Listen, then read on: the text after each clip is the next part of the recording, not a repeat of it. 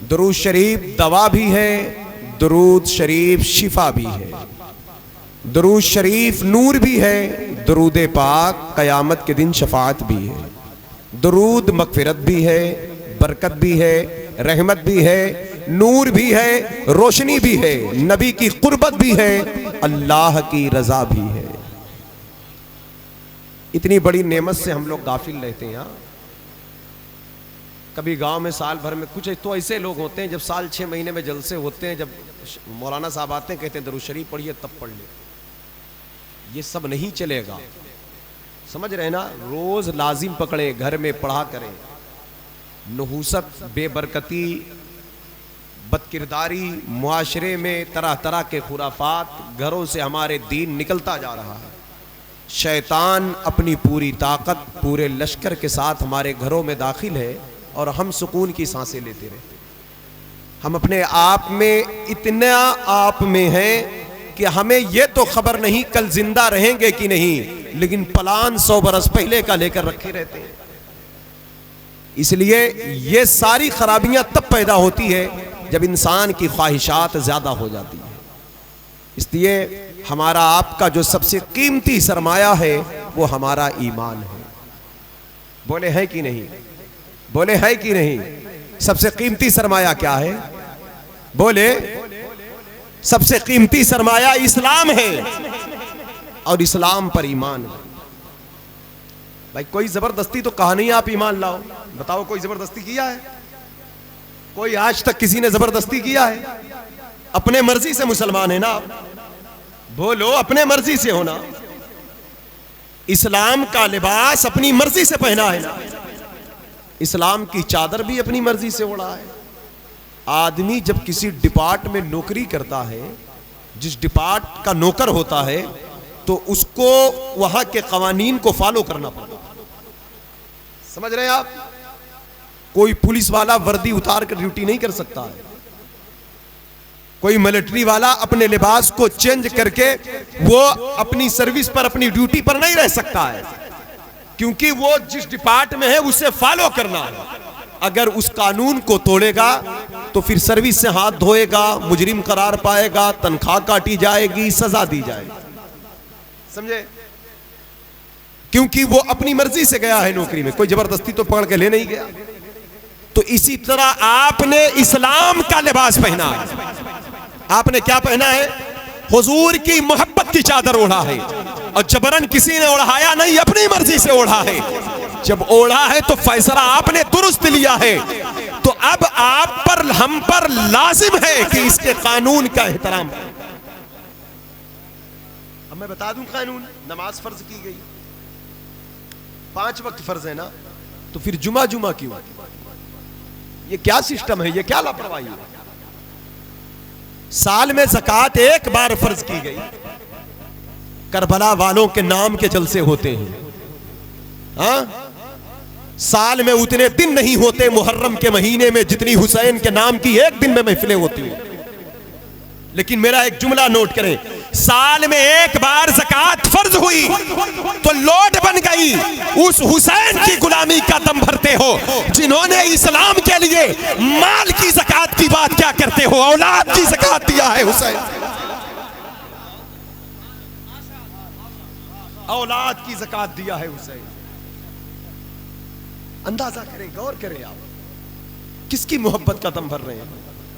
इसे कहने का मतलब ये महफिलें इसीलिए मुनक्किद की जाती है, जलसे इसीलिए होते हैं, इमाम आली मकाम के नाम की महफिल का इनकाद इसीलिए अच्छा कि यहां हमें बेदार किया जाता। हम जागे, हम सो रहे हैं, हम गफलत के शिकार हैं।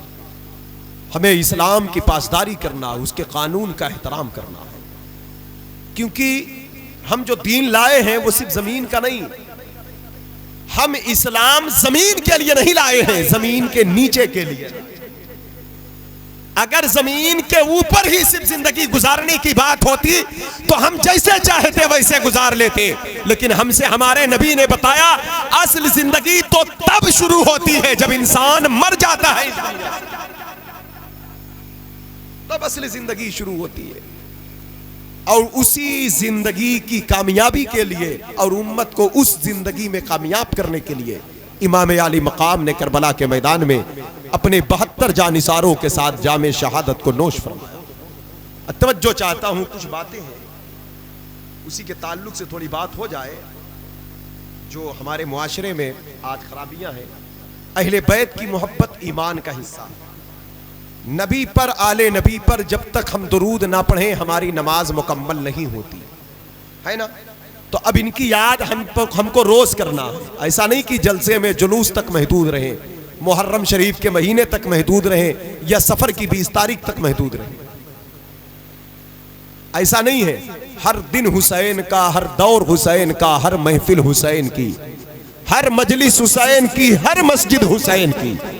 और अगर हम मुसलमान हैं तो हर घर हुसैन का, हर त्योहार हुसैन का, रमजान हुसैन का, कुरान हुसैन का, ईद हुसैन की, बकरा ईद, हज, उमरा हुसैन का, काबा हुसैन का, सफा हुसैन का, मरवा हुसैन का। सुन रहे आप तो मोबाइल में मस्त है। हमारी कौम तो इसी में रहती है। दिल दिमाग से लोग बातें नहीं सुनते। अभी मोबाइल में रिकॉर्ड, जिसको रिकॉर्ड करना है वो कर रहे हैं। आप लोग अपने अपने मोबाइल में ना रिकॉर्ड करें, दिल दिमाग में रिकॉर्ड करें। जाहिर सी बात है, जब रियल नहीं सुन रहे हो तो बाद में मोबाइल में क्या सुनोगे?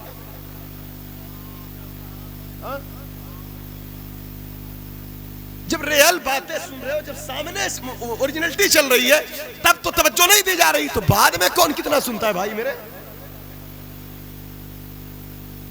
तो इसलिए दिमाग हाजिर रखें। इस्लाम पाक मज़हब है। बोले पाक है कि नहीं? अल्लाह पाक है कि नहीं? कैसे पाक है?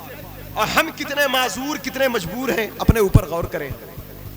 हमको भूख लग जाए तो हम खाने के मोहताज हैं। बोलो है कि नहीं? बगैर खाने के भूख मिटेगी? प्यास लगे तो पानी के मोहताज हैं, बगैर पानी के प्यास बुझेगी। देखने के लिए आंख के मोहताज हैं, आंख ना हो तो देख सकते हैं। बोलने के लिए जबान के मोहताज है, जबान ना हो तो कलाम कर सकते हैं। कुछ फैसला लेने के लिए अक्ल और दिमाग के मोहताज है, ये दिमाग ना हो तो कोई फैसला हो सकता है। कुछ करने, पकड़ने, छूने के लिए हाथ के मोहताज है, चलने के लिए पैर के मोहताज है। उसके बाद भी अकड़ इतना है कि हमारे जैसा कोई नहीं, हमारे बराबर कोई नहीं, हम पल्ला कोई नहीं, हम ही ताकतवर हैं। मोहताज इतने हो कि एक रोटी ना मिले तो मर जाओ। और ख्याल यह है कि आसमान के ऊपर की बात कर। बंदा है, बंदा तो मोहताज है। मुख्तार मालिक एक जात है, वो अल्लाह की जात है, जो खाने से पाक है, पीने से पाक है, देखने के लिए आंख से पाक है, सुनने के लिए कान से पाक है।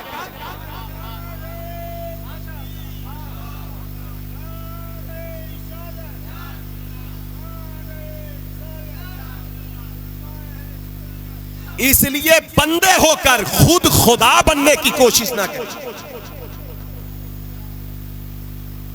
समझ रहे बात को? ए चच्चा आप 60 साल के हो गए, अभी तक मोबाइल में रिकॉर्ड कर रहे हो, पीछे बात कर रहे हो। आगे देखो चच्चा, आगे देखो। हाँ, जरूरी है आपके लिए सुनना।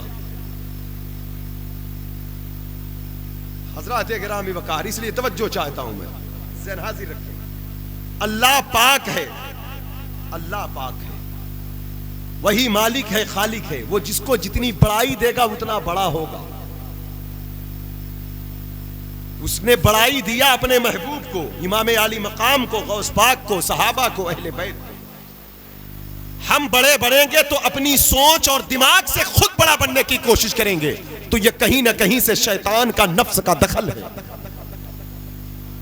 क्योंकि जब अल्लाह किसी को बड़ाई जब अल्लाह की तरफ से मिलती है तो उस बड़ाई में गुरूर की बातें नहीं होती, उसमें आजिज़ी का लिबास होता है और तवाज़ो की, इंकिसारी की, खाकसारी की उसकी वसाकता होती है और उसके वजूद से पाकीज़गी फैला कर। आए जरा देखें अहले बैत कितने बड़े हैं और पाक कितने हैं, और हम मोहब्बत करते फिर हमारा रवैया क्या है। बस यही मुझे बात करना है। क्या हमारी जिंदगी अहले बैत पाक की जिंदगी से मेच खाती है? नहीं खाती तो हमें बेदार होना है, गफलत से निकलना है। वो चाहे लिबास हो या जबान हो या आंख हो या कान हो, शाम हो या सुबह हो, रात हो या दिन हो, हमें निकलना है इस गर्क से, इस नर्क से, इस तबाही से। याद रखना मेरे भाई, जिंदगी अब बदलने की कोशिश करें, वक्त बदलने की जरूरत। अब न बदलेंगे तो कब बदलेंगे? 40 साल के हो गए, 35 साल के हो गए, एक दिन का भरोसा नहीं है, बदले। कब तक गाफिल रहेंगे? बेदार हो, नमाज की पाबंदी करें। ये सर है सजदा करें, ये आंख है तो तहारत बख्शे, ये जबान है तो सच बोले, ये पेट है तो हलाल की रोजी रोटी खिलाए। अहले बैत की जो मोहब्बत है बड़ी कामिल मोहब्बत है। बड़े इतना है, पाक इतना है कि पाकी कुरान बयान करे, बड़ाई हदीस बयान करे, मोहब्बत कुरान बयान करे, अजमत हदीस बयान। पाकी कुरान ने बयान किया, कहा ऐ नबी के घर वालों, अल्लाह चाहता है तुमसे खूब खूब नापाकी, खूब तुमसे हर किस्म की नापाकी नजासत को दूर करके तुम्हें खूब खूब पाक साफ सुथरा कर। नापाकी क्या है पहले हम ये जान लें। नापाकी है क्या? नापाकी सिर्फ यही नहीं है कि गंदगी लग गई, गलाजत लग गई, अब इसको हम धुल लें, साफ करें। ये तो जाहिर है, ये नापाकी है, लेकिन ये जाहिरी इसको पाक करें कि कुछ नापाकी ऐसी है जो हमें दिखती नहीं है, हम नहीं देखते, मौलाना साहब नहीं देखते, नजम भाई नहीं देखते, एहसान भाई नहीं देखते, कारी जिमुल्लाह साहब नहीं देखते, लेकिन नेकी जिसके लिए की जाती है, पाकी जिसके लिए हासिल की जाती है, वो रब सब देखता। इन्नहु अलीमुम बिज़ाति सुदूर, तुम्हारे सीनों की आवाज भी सुनता है। कौन?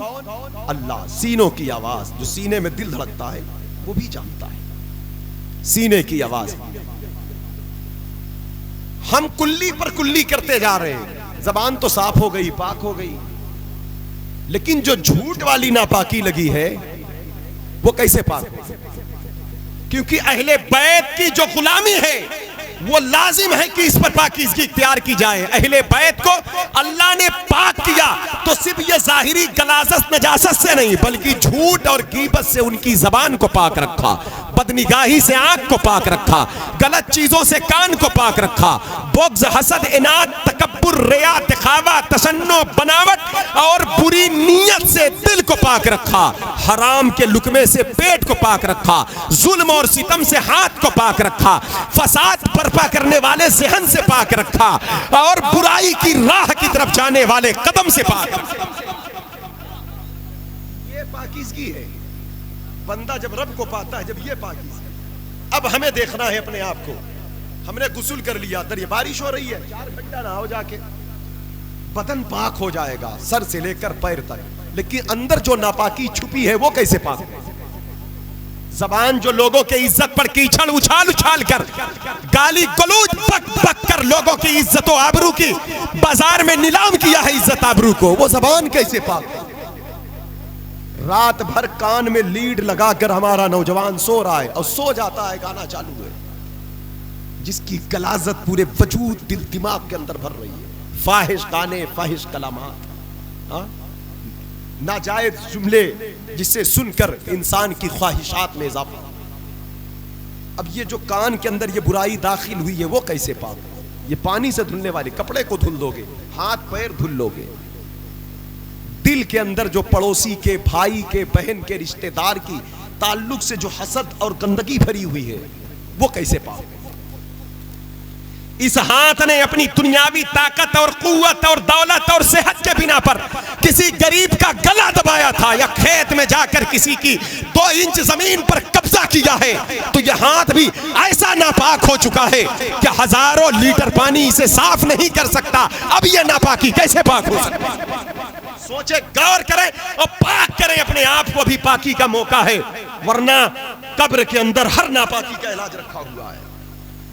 नजम भाई ने एक शेर पढ़ा था, अंधेरा घर अकेली जान, दिल घुटता हाय गाफिल वो क्या जगह है जहां 5 जाते हैं 4 फिरते। ये भी शेर का ही मफहूम है, भी आला हज़रत का। अंधेरा घर अकेली जान, दिल घुटता दम उकताता, खुदा को याद कर प्यारे वो साथ आने वाली कंफर्म है, अटल फैसला है। तारीख भी कंफर्म है, वक्त भी कंफर्म है, लेकिन हमारी मतलब कि हमको ये तारीख का पता नहीं, हमें तारीख का पता नहीं है। वो कल भी आ सकती है, परसों भी आ सकती है, साल 2 साल 10 साल भी आ सकती है। इसलिए जब मालूम हो जाए कोई चीज आने वाली है तो उसका इंतजार रहता है, और बहुत बेफिक्री से जिंदगी नहीं गुजारी जाती। मतलब जो चीज आने वाली है तो फिर उसकी तैयारी होती रहती है, वो कभी भी आ सकती है। वो शय, कोई चीज, कोई मेहमान आने वाला है तो मेहमान का इंतजाम घर में हर वक्त रहेगा, क्योंकि वो अभी भी आ सकता है, कल भी। अगर कंफर्म हो तो कल तैयारी कर लेंगे, 20 तारीख को आएगा, 19 को तैयारी कर लेंगे। लेकिन मालूम नहीं, मेहमान कल भी आ सकता, परसों भी, तो उसके नाश्ते का इंतजाम रखा रहेगा घर में, क्योंकि जब आए तब पेश करें। बात मेरी समझ रहे हैं? तो ये फिक्र ना करें कि तोबा कल करेंगे, परसों करेंगे, नरसों सच बोल लेंगे, बाद में हला। जब हमें मालूम नहीं है, मौत कभी भी आ सकती है, तो हमें हर वक्त मौत के लिए तैयार रहना है। बोले उसकी तैयारी क्या है? उसकी तैयारी सच्चाई, सदाकत, अहले बैत की मोहब्बत, इस्लाम की इताअत, मदीने वाले आका के ताजदार की गुलामी। मतलब जिंदगी के किसी भी माहौल में रहकर मौत की तैयारी के साथ रहना है। मौत की तैयारी के साथ हमें रहना, किसी भी माहौल में रहना। इसलिए ज़हन हाजिर रखे। अब बात यह चल रही कि अहले बैत को अल्लाह ने पाक किया, ऐसा पाक किया, फरमाया उनकी पाकी का खुदाए पाक करता है बयां, आये ततहीर से जाहिर है शाने अहले बैत। अल्लाह की आयतों से उनकी पाकीज़गी जाहिर है। अब पाक नबी हैं, नबी के घर वाले हैं, और जो लोग पाक हुए ये उनकी खैरात है। अब उम्मत को भी पाक होना है, ये पाक लोग हैं, इनकी बरकत से उम्मत पाक होगी। लेकिन जब उम्मत सही तरीके से इनकी इताअत करेगी, उम्मत लफ्जों में, रस्मों में है, जब रस्मों से बाहर निकलकर उम्मत इखलास के साथ हुसैन का गुलाम बनेगी या इमाम हसन से मोहब्बत करेगी, तो पाकीज़गी उसके वजूद में आएगी। हमने झूठ को मामूली गुनाह समझा है। 4 आदमी बैठ जाते होटलों पर, चौराहों पर, पान की दुकान पे, बाजार में, तो न जाने कितने झूठ, न जाने कितनी गीबत, न जाने कितने क्या क्या होता है। एक तो नेकी हमारे पास है नहीं, जो कुछ गलती से कर लेते हैं ले जाकर वहीं उड़ा देते हैं। किसी की गीबत, किसी की बुराई, फरेब, ये सब नेकियों को तबाह करने वाली चीज है। नेकियां गुनाह को मिटाती हैं और गुनाह नेकियों को मिटाता है।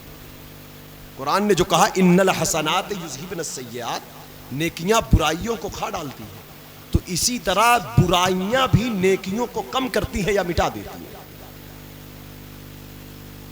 अगर आप सुभान अल्लाह कहते हैं तो 90 नेकी मिलेगी, और किसी को गाली दे रहे हैं तो 1000 गुनाह है, तो पता क्या चला, नेकी तो कम हो गई, फिर उससे ज्यादा एक्स्ट्रा तो गुनाह ऊपर आ रहा है। बात समझ रहे? तो इसलिए अपने आप को बचाने की जरूरत है। हम पहले ये गौर करें कि हम मुसलमान हैं। जिस दिन हम ये गौर कर लेंगे उसी दिन हम कामयाब होंगे। हमने फजर की नमाज पढ़ा, बड़ा इनाम है, बहुत बड़ा अज्र है। जिसको फजर की तौफीक मिल गई बिस्तर छोड़कर, उसको हर चीज की तौफीक मिल सकती है। समझ रहे हैं? और जो फजर की तौफीक ना पाया तो वो बड़े से बड़े मकाम पर हो तो रूहानियत के दरवाजे उसके लिए नहीं खुले। बल्कि अल्लामा तो ये कहते हैं डॉक्टर इकबाल साहब, अत्तार हो, रूमी हो, राजी हो या गजाली, कुछ हाथ नहीं आया बेआह सहरगाही। सहरगाही मतलब सुबह के वक्त जब तक अल्लाह की बारगाह में बंदा आह आह करके माफी नहीं मांगता है, तो चाहे अत्तार हो, बहुत बड़े अल्लाह के वली, मौलाए रूम हो या इमाम राजी हो या तसव्वुफ का इमाम इमाम गजाली हो, इतने बड़े बड़े लोगों को भी अगर कुछ हाथ आया है तो सुबह की तिलावत ने हाथ दिलाया है, और फजर के सजदे ने जिलाया है, तहज्जुद की दुआ ने दिलाया। क्या समझते हैं मोबाइल के स्क्रीन पर रातें गुजार देंगे तो अल्लाह हमसे राजी हो जाएगा? नहीं मेरे भाई, नहीं। गफलत से बेदार हो। आइए जबान को पाक करने का इरादा करें। सरकार गौसे आजम फरमाते हैं सच बोला करो। क्या फरमाते बोलो? क्या फरमाते बोलो? समझ ले, सच बोला करो। कहते सच बोलना सिफते औलिया है, सिफते औलिया की शनाख्त है। औलिया अल्लाह का तरीका है सच्चाई, सदाकत। कहते सच बोलने वाला बंदा या तो वली हो जाएगा, अगर वली ना भी हुआ तो कयामत में वलियों के साथ मिला दिया जाएगा। पूछा गया हुजूर आपने चोर को कुतुब बना दिया, चोर को अब्दाल बना दिया, बात क्या है? कहा जनाबे खिद्र ने उससे कहा चल तू अब्दाल है। गौसे पाक बुलाते तो उसने कहा मैं चोर हूं। कहा उसने सच बता दिया, वो सच बोला, इसीलिए तो मैं उसे अबदाल बना दिया, वरना कहीं चोर बताता है मैं। समझ रहे बात को? वरना कहीं चोर पता क्या चला, सच्चाई में वो ताकत है, चोर भी सच बोले तो विलायत पा जाए, अबदाल बन जाए। बात समझ रहे हैं? क्यों आज कितनी बुराइयां, कितनी खराबियां, कितनी नफरतें, भाई भाई में लड़ाई, पड़ोसी में लड़ाई, रिश्तेदार में इतनी दूरियां, बहुत सारी बुराइयों की जड़ झूठ है। आग लगाने वाले लोग हैं, इधर उधर करने वाले लोग हैं, सच बोला कर। और एक बात बता दे, समझ रहे बात को मेरी? नौजवानों आप भी समझो, बहुत सारे लोग गलत गलत काम करते, माँ बाप पूछते हैं तो झूठ बोलते हैं, और झूठ पूछते हैं तो ये बुराई बढ़ती जाती, यहां तक कि वो बहुत बिगड़ चुके होते हैं। तब घर के लोगों को खबर होती है और तब हाथ आना बड़ा मुश्किल हो जाता है। इसलिए नौजवानों बेदार हो जाओ, जो भी काम करो अपने माँ बाप की, अपने घर के बड़ों के निगाहों के सामने रहो। गलती हो जाए बशरियत की काली कोठरी में तो अल्लाह की तरफ रजू करो। गौसे पाक फरमाते, झूठ बोल बोल कर बंदा है पर पर्दा डालता रहता है, यहां तक कि बुराई में चला जाता, और इतना चला जाता है कि निकलना मुश्किल हो जाता है। अगर बंदा सच का सहारा ले ले तो सच्चाई में तो अल्लाह ने वो ताकत रखा है। फरमाते हैं कि मैंने अपनी जिंदगी में जब तबलीग का आगाज किया तो मेरे हाथ पर सबसे पहला जो गिरोह तौबा कर रहा है वो मेरी तकरीर सुनकर नहीं, मेरी सच्चाई देख करके। वाकया मैंने सुनाऊंगा, आपने सुना होगा, 60 डाकुओं ने तौबा किया, न तो गौसे आजम ने तकरीर किया था, न तो वहां पर करामत दिखाया। सिर्फ बड़े पीर ने सच सच बताया था, मेरे पास ये चीजें हैं। सच में अल्लाह ने वो ताकत रखा कि 60 डाकुओं के दिल बदल गए। हमें भी चाहिए अपनी तिजारत, अपने कारोबार, अपने खरीदो। झूठ की वजह से न जाने कितने गरीबों को धोखा दिया जाता है, न जाने कितने नकली माल को असली बताकर बेचा जाता है, न जाने कितने कमजोर को सताया जाता है। अगर एक झूठ का दरवाजा बंद हो जाए तो न जाने कितनी बुराइयों की दीवारें मिसमार हो जाए। इसलिए हम मदीने वाले के सच्चे गुलाम हैं, तो हमें चाहिए कि हम अपनी किसी भी तरीके से कदम उठा करके हम किसी को धोखा न दें, क्योंकि हम इमाम हुसैन के गुलाम हैं। धोखा देने वाले यजीदी थे, धोखा देने वाले यजीदी थे, धोखा देने वाले यजीदी गिरोह के लोग थे, झूठ बोलने वाले यजीद के गिरोह के लोग थे। और जो सच्चे हैं वो सच्चाई की राह पर, सच्चाई के नक्शे कदम पर कायम होकर अल्लाह के दीन और उसकी बका, उसके तहफ्फुज़ के लिए कुर्बान हो गए। तो जबान पाक करें झूठ से, उसके लिए तौबा करें और फिर जबान को पाक करें। तौबा से पाक होगी, फिर झूठ कभी गलती से निकल गया मजाक में भी तो तौबा करें। दूसरी बात, गीबत ना करें, गीबत से बचे। गीबत किसे कहते हैं? किसी के ऐब को बयान करना, किसी के ऐब को उसके पीठ पीछे बताना, बोलना, और ये इतना बड़ा गुनाह है। प्यारे आका सल्लल्लाहु अलैहि वसल्लम इरशाद फरमाते हैं, कुरान मुकद्दस की आयत है, अयुहिब्बु अहदुकुम अन यअकुला लहमा अखीहि मैतन फकरहतुमू। जो लोग अपने मोमिन भाई की गीबत करते हैं वो मुर्दार भाई का गोश्त खाते हैं। किसी आपके भाई का इंतकाल हो जाए और कोई कहे कि उसका गोश्त काट कर पका कर खाओ, तो खाएगा कोई? बिल्कुल इसी तरह है गीबत करना, जिसे हमने गुनाह नहीं समझा। इसलिए इस मर्ज में ज्यादातर घर की खवातीन मुब्तला होती हैं, औरतें, मर्द भी मुब्तला हैं, लेकिन इनके बनिस्बत औरतें ज्यादा मुब्तला हैं। इसलिए अपने आप को बचा लें, वरना ये वो तबाही है, ये वो बर्बादी है कि पास सजदे भी थे, रोजे भी थे, हज भी है, ज़कात भी है, तिलावत भी है, लेकिन गीबत की वजह से क़यामत के दिन हम कंगाल नजर आ रहे हैं। गीबत की वजह से हम कंगाल, क्योंकि हमारी नेकियां ज़ाय हो चुकी है। इसी तरह ये आंख है, आंख, मोबाइल के स्क्रीन, हर शख्स के पास मोबाइल है। ये मोबाइल है तो जरूरत की चीज, लेकिन एक बंदे मोमिन के लिए बहुत बड़ी आजमाइश भी है। ये बात समझ रहे हैं आप?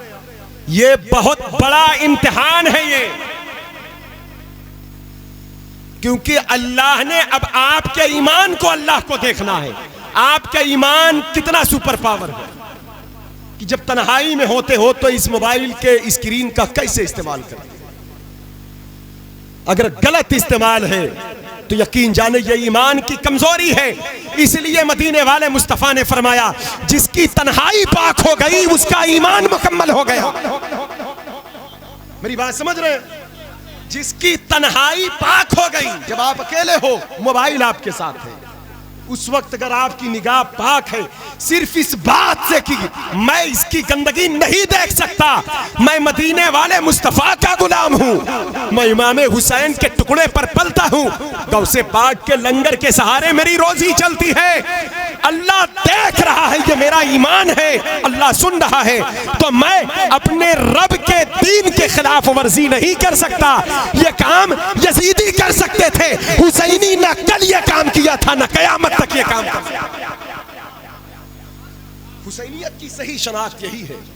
हमने जो तरीका हुसैनियत को जो हमने रंग दिया है वो नहीं है, असल वही है, और जो असली हुसैनियत है उसी पर फैसला होना है। तो तन्हाई पाक, ये निगाह, जब तन्हाई निगाह तन्हाई में पाक हो गई तो ये निगाह बाजार में भी पाक हो जाए, फिर वलीमे में भी पाक हो जाए, फिर ये निगाह बारात में भी पाक हो जाए, फिर ये निगाह ट्रेन प्लेन पर भी पाक हो जाए। निगाह की पाकीज़गी का आलम, इसकी बरकत का आलम यह रहा कि फरमाया मेरे आका सल्लल्लाहु अलैहि वसल्लम ने, जो बंदा अपने निगाह की हिफाजत करता है अल्लाह ताला उसे सजदे में लज्जत अता कर देता है, इबादत में अल्लाह उसे मिठास और चाशनी अता कर देता है, उसका दिल इबादत की तरफ मोड़ दिया जाता है। मतलब किसी चीज का शौक होता है ना, जैसे अजान हुई तो कभी ये नमाज लोड बन गई, तवज्जो चाहिए, रमजान का चांद दिखा तो कुछ लोगों को खुशी हो गई, सहरी की बरकत, अफ्तारी, वो दोपहर के भूख और प्यास रोजे के हालत में, असर की दुआएं, जोहर की दुआएं, तहज्जुद की नमाजें, तिलावत, उसको शौक बढ़ता है। लेकिन 90% तबका ऐसा है, रमजान का चांद दिखता है तो उस पर वो महीना लोड बन जाता है। रोजा रखना और है, कोई प्यार से रखता है, कोई लोड से रखता है। नमाज पढ़ना और है, कोई मोहब्बत में सजदे में जा रहा है, कोई लोड समझ रहा है, कर ले रहा है। हालांकि जब मोहब्बत हो जाए किसी चीज से तब वो चीजें लोड नहीं रहती। माँ बाप लोड बन गए, 10 बच्चे बाप पर लोड नहीं बने। क्यों? क्योंकि एक इंसान जो औलाद से मोहब्बत कर लेता है वो माँ बाप से नहीं कर पाता। एक पड़ोस का यतीम बच्चा बोझ बन गया, 10 अपने बच्चे बोझ नहीं बने। बात क्या? क्योंकि जो मोहब्बत अपने से है वो पड़ोस के बच्चे से नहीं है। हालांकि ईमान का तकाजा यह है, अगर यही मोहब्बत यतीम के साथ भी उतर जाए तो हुजूर की कुर्बत मिले। यही वो नेमत है, वो चीजें मांगी जाती है, और यही वसूल इबादत का है। इबादत कभी लोड ना बने। ये चीजें लोड क्यों बनी? तिलावत लोड बन गई, इबादत लोड बन गई, 100 बार दरूद पढ़ना मुश्किल हो गया, इमाम साहब की 3 आयत की किरत बोझ बन गई, पीछे पड़े रहते लोग इमाम के, ज्यादा लंबी किरत कर दिया, कम कर दिया, डेली ये मसला सुनने वाला। बताइए, कुरान की तिलावत लोड बन गई, कुरान की दुआ कभी इमाम साहब ने कर दिया, वो बोझ। ये सारी चीजें, ये उलझन, ये घबराहट, ये लोड, ये बोझ क्यों? किसी चीज से प्यार नहीं होता, मोहब्बत नहीं होती और उसमें लज्जत नहीं मिलती तो वो बोझ ही रहती है। उसकी वजह यह है निगाहों का पाक ना होना। इसलिए मदीने वाले सरकार ने पहले फरमाया, जिसकी निगाहें पाक हो जाएगी वो तिलावत करने बैठेगा तो वो सोचेगा और कर लूं, दरूद पढ़ने बैठेगा तो सोचेगा और पढ़ता जाऊं, नमाज पढ़ेगा तो कहेगा 2 नफिल पढ़ा था और पढ़ लूं, और सजदा करता जाऊं, और तिलावत करता जाऊं, क्योंकि वहां लज्जत मिल रही है ना। और ये चीजें जवानी की है। अपने आप को बचाएं, जब बचाएंगे तो फिर लुत्फ आएगा। इस्लाम में एक लज्जत है, एक नूर है, एक रोशनी है। तो इस तरह निगाह की पाकीज़गी, अक्ल को पाक रखे, अक्ल सलीम अल्लाह से मांगे। ये अल्लाह ने अक्ल दिया है किसी अच्छे चीज की शऊर सोच समझ के, कोई साजिश ना रचे। मोमिन साजिश नहीं रचता, मोमिन साजिश नहीं रचता, मोमिन अच्छे फैसले लेता है, मोमिन लोगों की खैरख्वाह होता है, मोमिन दुख दर्द का सहारा बनता है। ऐसे सहारा बनता है, हसनैन करीमैन की जिंदगी देखे, 25-25 हज पैदल फरमाए इमाम हसन इमाम हुसैन। जब मक्के से मदीने से मक्का आते तो पैदल आते, तो क्या गरीब थे वो?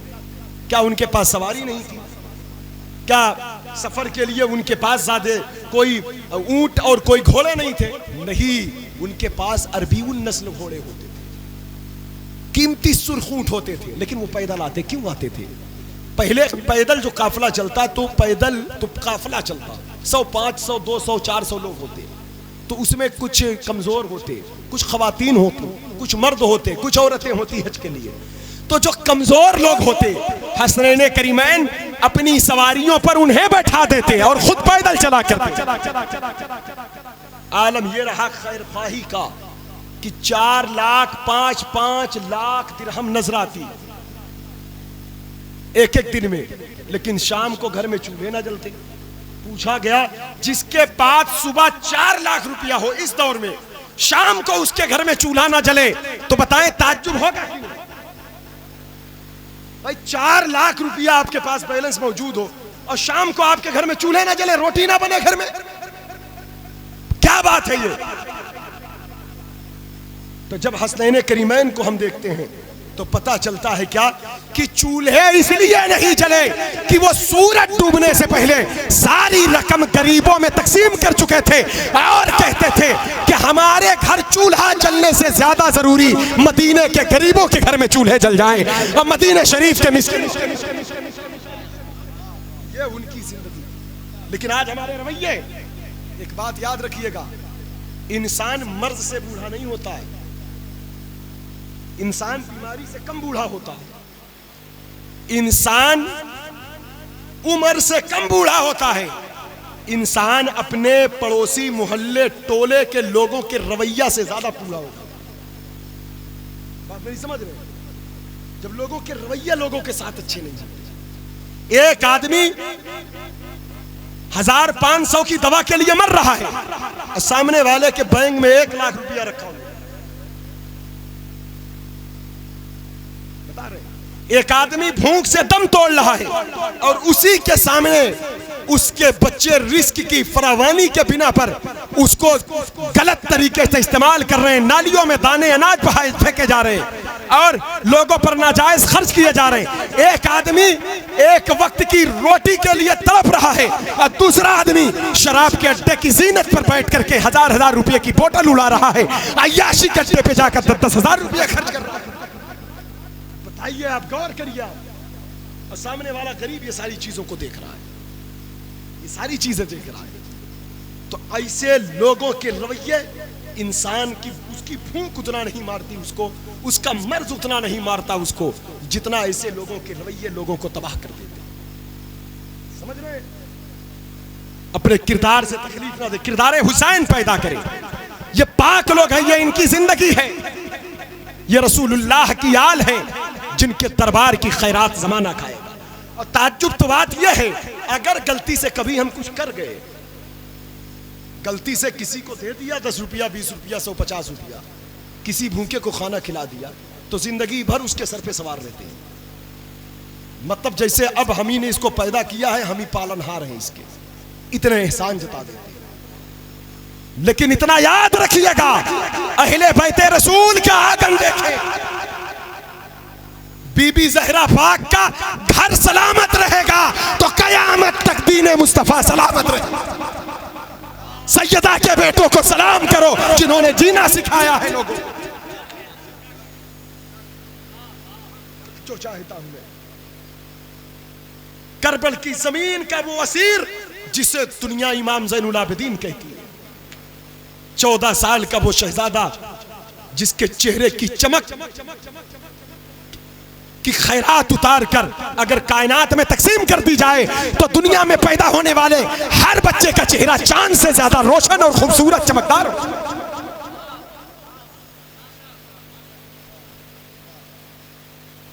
500 बरस के बाद जिनका बेटा, जिनकी नस्ल का शहजादा वादी ईरान शहर संजर से निकलकर अजमेर की सरहदें जब उसके कदम को चूमती हैं, तो यही हिंदुस्तान की जमीन 90 लाख ऐसे गुलाब के फूल को उगाती हैं कि जिसकी हर कली ने मुस्कुरा कर कहा था ला इलाहा इल्लल्लाह मुहम्मद। वो इमाम ज़ैनुल आबिदीन है। जिन्होंने अपने बाबा मौला इमाम हुसैन की शहादत के बाद कभी ठंडा पानी नहीं पिया था। 1000 रकत नमाज नफल पढ़ा करते थे। रात में सजदों और इबादत के कसरत की बिना पर टाइटल ज़ैनुल आबिदीन पढ़ा। लंबे सजदे की बिना पर सैयदी साजिदीन लोग कहते हैं, वरना नाम तो आपका अली है, अली औसत आपका नाम है। मौला हुसैन के 3 बेटे थे, अली अकबर, अली औसत, अली असगर। अकबर बड़े को कहते, औसत बीच वाले को कहते, असगर छोटे को कहते। तीनों का नाम अली है, अली अकबर, अली असगर, अली औसत, अली असगर। अली अकबर करबला में शहीद हो गए, 18 साल के जो हम शबीह मुस्तफ़ा थे। अली असगर वो भी करबला में शहीद हो गए। अली औसत यही इमाम ज़ैनुल आबिदीन जिनसे नस्ल हुसैनी चाहिए, लक़ब ज़ैनुल आबिदीन इसी नाम से मशहूर हो गए। सैयदुस साजिदीन, इबादत की रौनक, मुसल्ले की जीनत, फातिमी घराने की बहार, इमाम हुसैन की यादगार, गौसे पाक के नाना, गरीब नवाज के दादा, सरकार इमाम ज़ैनुल आबिदीन। मदीने के मिस्कीनों की जो आपने खिदमत किया है, जमाना मिसाल नहीं कायम कर सकता उसकी। गोंदी लाटते, अनाज की गोंदी पीठ पर रखते और गरीबों के घर जाते, भेष बदल कर, लिबास बदल कर जाते। रात की तारीकी में जाते, चेहरा ना दिखे, पता लगाते भूखा कौन है, प्यासा कौन है। दरवाजे पर जाते, सामान देते चले आते। मदीने के लोग आपस में बात करते, पता नहीं कौन है जरूरत पूरी करता, आज तक हम उसे जानते नहीं। खुद उनसे आकर लोग कहते, हुजूर रात को आता है, बच्चे भूखे थे, एक शख्स आया, चेहरा चमकदार, भीनी भीनी खुशबू थी, लेकिन भेष बदला था, पहचान नहीं, अंधेरा था। वो आया, खाने पीने की चीज दिया, दुख दर्द सुना, लोगों पर अपने माल को निछावर किया और चला गया। कहा कौन था, काम ने पहचाना। जब कहते पहचाना नहीं तो तन्हाई में जाते और सजदे में जाके कहते, अल्लाह तेरा शुक्र है मेरी लाज बचाया कि मुझे लोगों ने पहचाना नहीं, क्योंकि मैं लोगों के लिए काम नहीं, तेरे लिए काम करता हूं। ये फिक्र ले ले, हाँ, लोगों को दिखाना बंद करें। लोग लोगों के लिए बहुत काम करने लगे, लोगों के लिए नहीं, अल्लाह के लिए करो। समझे, जो काम लोगों के लिए होते हैं तो वो इबादत भी हो तो तिजारत बन जाती है। समझे, जो काम अल्लाह के लिए हो, अगर तिजारत भी हो तो इबादत बन जाती है।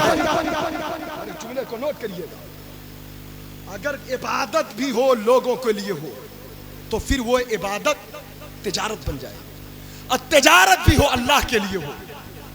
बच्चों की खिदमत के लिए सुन्नत है, बीवी की खिदमत के लिए मदीने वाले मुस्तफ़ा ने फरमाया, कोई बंदा अपनी बीवी के मुंह में हलाल लुकमा डाले तो ये सदका है। इस नियत से कोई तिजारत कर रहा है तो उसकी तिजारत इबादत बन गई। इलाही करा पाएगी, समझ रहे हैं? लेकिन हमने अपनी इबादतों को तिजारत बना दिया, अपने सदका खैरात को नामो नमूद बना दिया। बरसों के बाद इमाम ज़ैनुल आबिदीन का विसाल हो गया तो मदीने के लोगों को कई रात तक खैरात नहीं पहुंची। तो फिर लोग कहने लगे, जो आता था अब क्यों नहीं आता, वो कौन है, वो कहाँ चला गया। तब लोगों ने बताया, कुछ अहबाब को खबर हो गई थी, जो जाता था वो तो रूपोश हो गया, अपनी दादी माँ सैयदा फातिमा के कदमों में आराम फरमा हो गया। अब वो कहाँ जाएगा? कहा वो कौन आता था? कहा वही अहले बैत पाक के घर की रौनक, जिसे दुनिया इमाम ज़ैनुल आबिदीन कहती है, जिसके नस्ल से पैदा होने वाले बड़े बड़े औलिया होंगे, जिसके बेटे का नाम इमाम मोहम्मद बाकिर है, जिसका पोता इमाम जाफर सादिक है, जिसके कदमों में आकर इमाम आजम जैसा शख्स इल्म दीन हासिल करता। वो जाते थे गरीबों की खिदमत के लिए। तो ये घर जो अहले बैत का है, पाक घर है, इनसे कुछ सीखना है हमें और आपको, और बदलना है, सीखना है, अपने आप को बदलना है। तो कहने का मतलब ये कि अक्ल से कोई ऐसा फैसला ना ले जो लोगों को तकलीफ दे, अपने दिमाग से वो शऊर वाली बातों को सोचे और सही इस्तेमाल करे, सही राह की तरफ जाए जो दुनिया और आखिरत के लिए राह हिदायत बन जाए। उसके बाद ये दिल है, दिल, बस आखिरी बात है, तवज्जो चाहता हूं। दिल के अंदर बहुत सारी बीमारियां, हसद, तकब्बुर, तकब्बुर जानते हैं ना, तकब्बुर, गुरूर, बुग़्ज़। किसी ने 5 साल पहले गाली दे दिया था, अभी तक गांठ लगाकर बैठे हैं, बदला लेना है। भाई माफ कौन करेगा? इस्लाम माफ करने का मज़हब है, हम माफ करना नहीं सीखे, इमाम हुसैन ने जनाबे हुर को सिर्फ एक बात में माफ किया था। बोलो हम हुसैनी हैं, बोले हम हुसैनी हैं, बोले बोले जोर से हम हुसैनी हैं। अगर बशरी तकाजे के बिना पर भाई से, पड़ोसी से, रिश्तेदार से गलती हो गई और वो रुजू करता है या नहीं भी रुजू करता है, तो फिर अपने दिल के अंदर उसके लिए नरम गोशा रखें। जैसे हजरत इमाम हुसैन बार बार माफी का ऐलान करते तो जनाब हुर कदमों में आए। हालांकि सताया बहुत था, तकलीफ बहुत दिया था। 2 मुहर्रम को रोका, 7 को खत रवाना किया, 4000 की फौज आ गई, 10,000 की आ गई, 22,000 की आ गई, पानी बंद हो गया, सारी परेशानियों का सामना करना पड़ा। लेकिन वही जनाब हुर जब हुसैन के कदमों में आते हैं, माफ़ी तलब करते हैं, तो इमाम हुसैन ने कहा था, हुर क्या मुझसे आप क्या ये उम्मीद रखते हो मैं तुम्हें माफ़ ना करूँगा? मैं उस नबी का नवासा हूँ जिनकी ज़बान को चूस कर 7 साल परवान चढ़ा, उनके कंधों पर खेलता रहा। वो सजदे में हो तो उनके पुष्ट पर बैठा रहा, वो खुतबा दे तो मुझे अपने गोद में उठाते रहे, मेरी रोने की आवाज़ उनको तकलीफ देती रही, उनका लुआब मेरी खुराक 7 साल तक बनी रही, उनकी खुशबू मेरे वजूद के अंदर समा गई, उनकी सांसों की महक मेरी सांस का हिस्सा बन गई, उनकी निगाहों का फैज़ मेरी निगाह बन गई, उनका कलाम मेरा खिताब बन गया, उनकी जुस्तजू मेरी बसीरत बन गई, उनके ख्यालात मेरे बसारत बन गए, उनकी सूरत मेरी सूरत में उतर गई, उनकी सीरत मेरी अता बन गई, उनकी पुकार मेरी आवाज़ बन गई, उनका खिताब मेरी ललकार बन गई, उनकी मोहब्बत मेरी मोहब्बत बन गई, उनकी चाहत मेरी चाहत बन गई, उनका प्यार ईमान बन गई। तो मेरा प्यार खुदा की राह में खुदा की मोहब्बत बन गई। अगर उनकी अता अल्लाह की रजा बनी तो मेरी अता अल्लाह की रजा बनी, क्योंकि मैं मुस्तफ़ा जान रहमत की एक तस्वीर भी हूँ, सूरत भी हूँ, सीरत भी हूँ। इसलिए फतेह मक्का के मौके पर अगर उन्होंने अबू सुफियान को माफ किया है, हिंदा को माफ किया है, वहशी को माफ किया है, कातिलों को माफ किया है, कुफार को माफ किया है, मुशरिकीन को माफ किया है, तो ऐ हुर जा, उस नबी का बेटा करबला में फिर वो तारीख दोहरा रहा है, जा मैं तुझे माफ भी कर रहा हूं और जन्नती होने का ऐलान भी कर रहा हूं।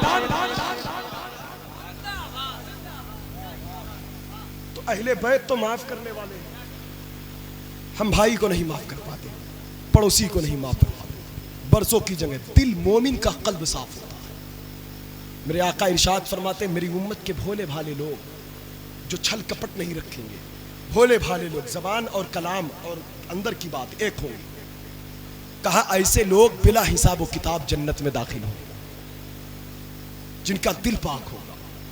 हसद, नेकियों को हसद कहते हैं जलन। किसी की तरक्की देखा, जल गए, कहाँ से खा रहा है, क्या कमा रहा है, क्या पहन रहा है, कैसे आ रहा है, कैसे जा रहा है, इसे हसद कहते हैं। मोमिन हासिद नहीं होता, मोमिन हासिद नहीं होता, हसद करने वाले खसारे में होते। हसद नेकियों को ऐसे खा डालता है जैसे आग लकड़ी, जलन पैदा, हसद और जलन पैदा न करे। तो दिल को इन चीज, तकब्बुर, हमारे पास जो कुछ भी है सब अल्लाह की अता है। मैं तकरीर कर रहा हूं तो मैं इस पर अपनी बड़ाई बोलूं, माज़अल्लाह, मैं इस पर घमंड करूं, माज़अल्लाह। अल्लाह ना चाहे तो एक सेकंड जबान चल नहीं सकती।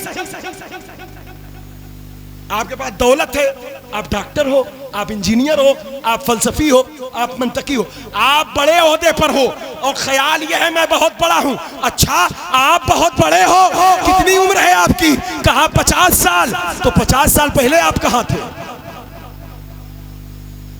तो पता क्या चला, बड़ाई उसकी है जो हमेशा से है और बड़ाई उसकी है जो हमेशा रहेगा।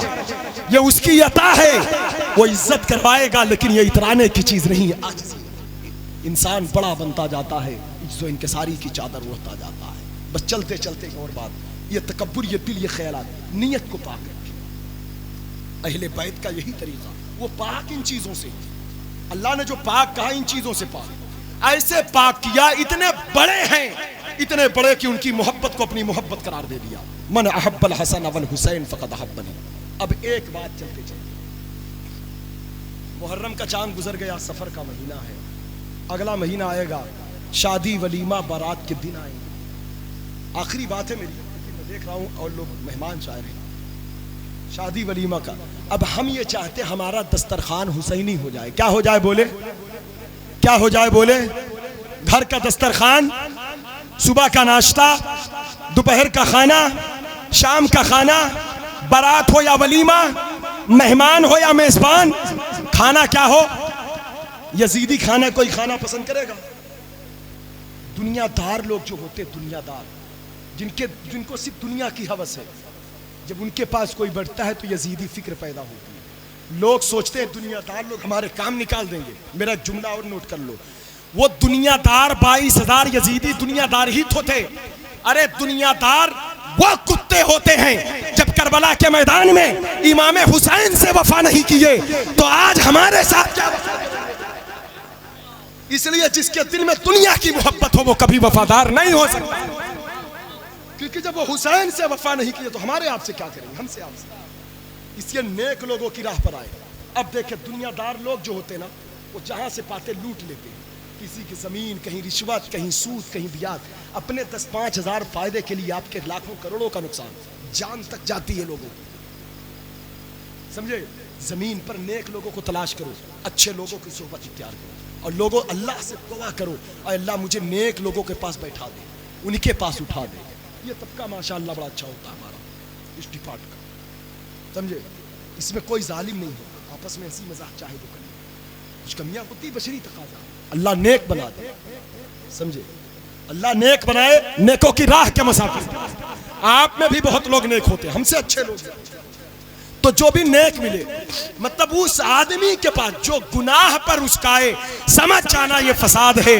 जिसके सामने गुनाह करने में डर लगे, समझ जाना ये सोहबत मेरे लिए अच्छी है, जहां गुनाह करने में हया जाए। इसलिए एक लुकमा पेट के अंदर का हमारे गलत चला गया तो जानते हैं 40 समंदर का पानी भी इसे साफ नहीं कर सकता, बल्कि 40 दिन लग जाता है उस पेट को पाक होने में। कितने दिन? अहले बैत कितने पाक थे। मस्जिद नबवी शरीफ एक खजूर की टोकरी थी, इमाम हसन आए, एक खजूर उठाया, मुंह में डाला, सरकार फरमाते बेटे बाहर निकालो, ये सदक़े की खजूर है, सदका नबी आले नबी पर जायज़ नहीं, हलाल नहीं। सदक़े की खजूर को हुजूर ने बाहर निकाल लिया। बचपना था, प्यार था इमाम हसन से, मोहब्बत थी। बच्चे को तो ऐसे ही छूट दे दी जाती, चलो छोड़ो बच्चे, लेकिन मेरे दोस्तों याद रखना, हुजूर ने ये तालीम दे दिया, मेरे बेटों पर सदका हलाल नहीं है तो हलक से खजूर निकाल लिया।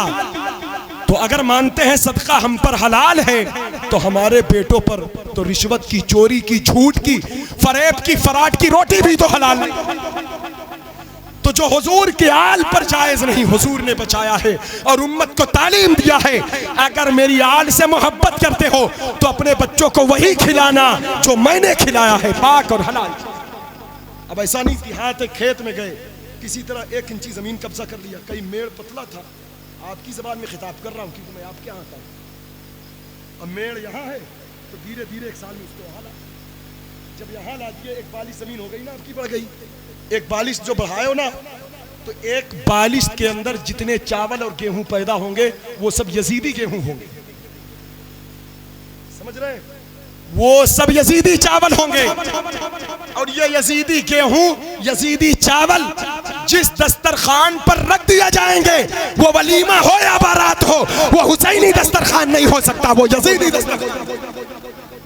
इसलिए हुसैनी अपना खाना बनाओ, अपनी बारात हुसैनी बनाओ, अपना वलीमा हुसैनी बचाओ, अपने बच्चों को, अपने अहल-ओ-अयाल को, अपने रिश्तेदार को, दोस्त अहबाब को, अजीज व अकारिब। ये पाकीज़गी थी अहले बैत की, हज़रात गिरामी वक़ार, जो सुबह क़यामत तक उम्मत में तकसीम होती रहेगी और उम्मत अहले बैत से मोहब्बत कर कर के पाक होती रहेगी। और ऐसी पाकीज़गी की बरकतें कायनात में फैलती है, दुनिया में, आखिरत में। अल्लाह ताला हम सबको अहले बैत अतहार की सच्ची मोहब्बत अता करे, कामिल मोहब्बत अता करे, उनके इश्क में जिलाए, उनकी मोहब्बत में अल्लाह ताला मौत अता फरमाए। अल्लाह ताला हसनैन करीमैन तय्यबैन ताहिरैन के सदक़े में इस महफिल में अल्लाह ताला जितनी बातें हुई सब पर हम सबको अमल की तौफीक दे। बोलने सुनने में जो गलती अल्लाह माफ़ फरमाए। तमाम अहबाब जो शिरकत किए सबकी हाज़िरी कबूल करे, सबकी मोहब्बतों को कबूल करे। अस्तग़फिरुल्लाह, अतूबु इलैह, या सत्तार या गफ़्फ़ार।